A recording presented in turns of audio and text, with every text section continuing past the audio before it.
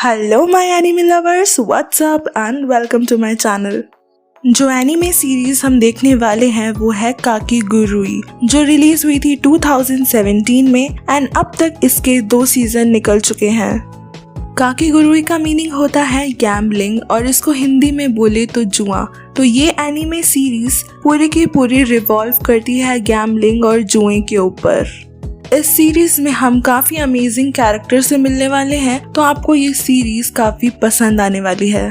तो आज हम देखने वाले हैं सीजन 1 का एपिसोड नंबर 1। तो अब बिना किसी देरी के चलते हैं गाइस सीधा वीडियो की तरफ। एपिसोड नंबर 1 पे हमें सबसे पहले हायाको प्राइवेट एकेडमी दिखाया जाता है, जो कि बाहर से कम्प्लीटली नॉर्मल एकेडमी है। सबको लगेगा कि यहाँ पे बच्चे पढ़ने आते हैं, लेकिन इसकी एक नॉट नॉर्मल बात है जो कि इसको नॉर्मल एकेडमी से काफ़ी अलग बनाती है। वो है डेली क्लासेस ख़त्म होने के बाद यहाँ के जो स्टूडेंट्स हैं वो गैम्बलिंग में लग जाते हैं।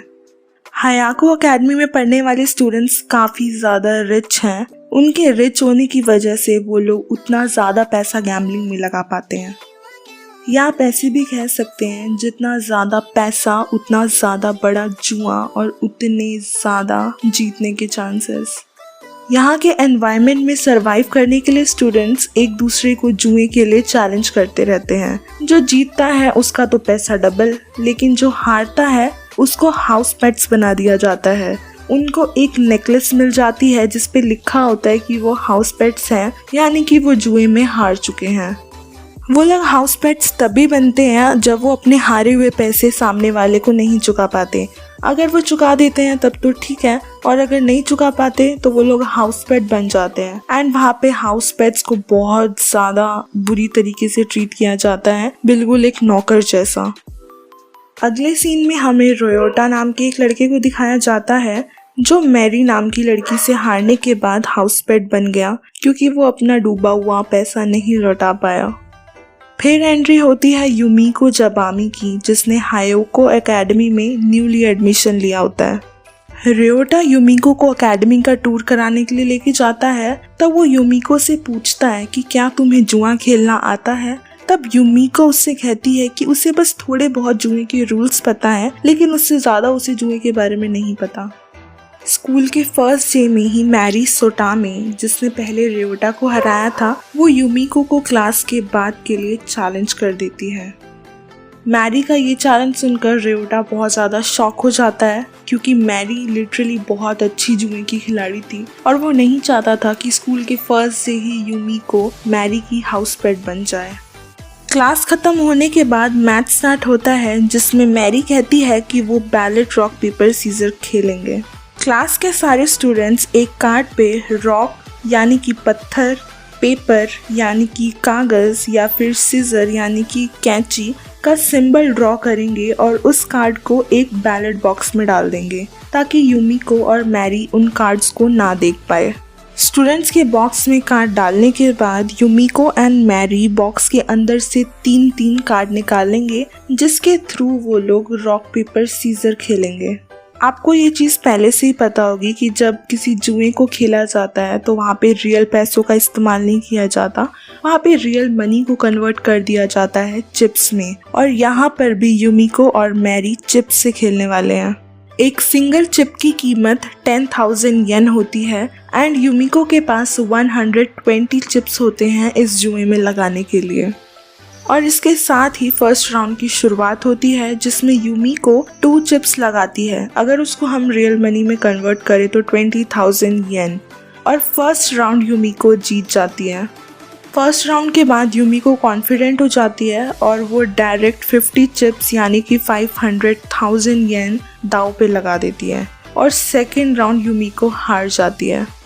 इसके बाद थर्ड राउंड की शुरुआत होती है, जिसमें युमिको दोबारा से 2 चिप्स लगाती है एंड जिसमें युमिको फिर दोबारा जीत जाती है। फोर्थ राउंड में युमिको दोबारा 50 चिप्स लगाती है एंड इस राउंड में युमिको फिर से 50 चिप्स हार जाती है। युमिको लगभग अब तक 1 मिलियन येन हार चुकी है, और ऐसा ही चलता रहा तो वो डेफिनेटली फर्स्ट डे ही मैरी की हाउस पेट बन जाएगी। इतना सब हारने के बाद भी युमिको गेम को कंटिन्यू रखना चाहती है और 2 चिप्स लगाती है, और जिसके साथ ही 5th राउंड भी युमिको हार जाती है। यूमिको टोटल 1.2 मिलियन येन हार जाती है, लेकिन तब भी यूमिको मैरी से बोलती है कि प्लीज उसको एक लास्ट चांस दो एंड एक लास्ट राउंड खेलते हैं। तब मैरी यूमिको से कहती है कि तुम तो सारे चिप्स हार गई, अब तुम्हारे पास पैसे कहाँ से आएंगे। तब यूमिको एक बैग से 10 मिलियन कैश निकालती है, जिसको देखकर सारे स्टूडेंट्स हैरान हो जाते हैं। मैरी भी इतने पैसे देखकर डर जाती है। वो सोचती है कि 10 मिलियन येन अपनी जेब में कौन रख के घूमता है डेली। मैरी यूमिको से कहती है क्या तुम्हारा दिमाग खराब हो गया है, तुम पहले ही 1.2 मिलियन येन हार चुकी हो और अब तुम 10 मिलियन येन हारी ना तो इसके बाद तुम डेफिनेटली हाउस पेट बनोगी और इतने पैसे तुम कभी चुका भी नहीं पाओगी। लेकिन यूमिको मैरी को इतना ज्यादा भड़काती है और बोलती है कि वो डर गई, जिसे सुनकर मैरी लास्ट राउंड खेलने के लिए तैयार हो जाती है। ये राउंड भी मैरी जीतने वाली है, ऐसा इसीलिए क्योंकि मैरी स्टार्टिंग से ही चीटिंग कर रही थी। क्लास के जितने स्टूडेंट्स उस बॉक्स में कार्ड डाल रहे थे वो सारे स्टूडेंट्स मैरी के हाउस पेट थे और वो मैरी को चीटिंग कराने में हेल्प कर रहे थे। तब यूमिको मैरी से कहती है कि क्या उसने इतना बेवकूफ़ समझा है उसको कि क्लास के सारे स्टूडेंट्स उसकी चीटिंग करवाएंगे और उसको पता भी नहीं चलेगा। वो 5 राउंड सिर्फ ट्रायल कर रही थी और वो मैरी को जज कर रही थी कि कौन सा कार्ड मैरी फेंकने वाली है। मैरी के चीट करने के बावजूद यूमिको ये राउंड इजीली जीत जाती है और उसके साथ मैरी के ऊपर 8.8 मिलियन येन का कर्जा आ जाता है। मैरी के पास इतने रुपए नहीं थे कि वो 8.8 मिलियन येन चुका सके, जिसकी वजह से वो यूमिको की हाउस पेट बन जाती है। मैच के खत्म होने के बाद रियोटा यूमिको से पूछता है कि उसको आखिर कैसे पता चल गया कि मैरी चीटिंग कर रही थी। तब यूमिको रियोटा से कहती है कि वो एक एक स्टूडेंट को नोटिस कर रही थी और देख रही थी कि कौन सा स्टूडेंट मैरी को सिंबल बता रहा है। क्लास का कोई स्टूडेंट ऐसा नहीं था जो सिंबल मैरी को बता रहा था। जो स्टूडेंट बता रहा था वो जस्ट मेरे पीछे खड़ा था एंड यूमिको के पीछे खड़ा था रियोटा, यानी कि इस पूरी चीटिंग में रियोटा भी मैरी की हेल्प कर रहा था क्योंकि रियोटा भी मैरी का हाउस पेट था। तब रियोटा यूमिको से कहता है कि मैं तो जस्ट तुम्हारे पीछे खड़ा था, तो तुमने कैसे पता लगाया कि मैं मैरी को सिंबल्स बता रहा हूँ। तब यूमिको रियोटा से कहती है कि इस जमाने की ऐसी कौन सी लड़की है जो बिना हैंड मिरर के चलती है, यानी कि इतनी देर से यूमिको रियोटा को एक हैंड मिरर के थ्रू देख रही थी। रियोटा एंड में यूमिको से चीटिंग के लिए सॉरी बोलता है। चीटिंग में हेल्प कराने के बावजूद यूमिको रियोटा को थैंक्स बोलती है क्योंकि रियोटा की वजह से ही यूमिको को स्कूल के फर्स्ट डे ही जुआ खेलने का मौका मिला। और थैंक्स के साथ साथ यूमिको रियोटा को कुछ पैसे देती है जिसके थ्रू वो इजीली अपना मैरी का कर्ज उतार सकता है। और इसके साथ ही काकीगुरुई का फर्स्ट एपिसोड कंप्लीट हो जाता है। अगर आपको काकीगुरुई के बाकी के एपिसोड्स देखने हैं then definitely subscribe to my channel, क्योंकि मैं जल्द ही काकीगुरुई के बाकी के एपिसोड्स अपलोड करने वाली हूँ।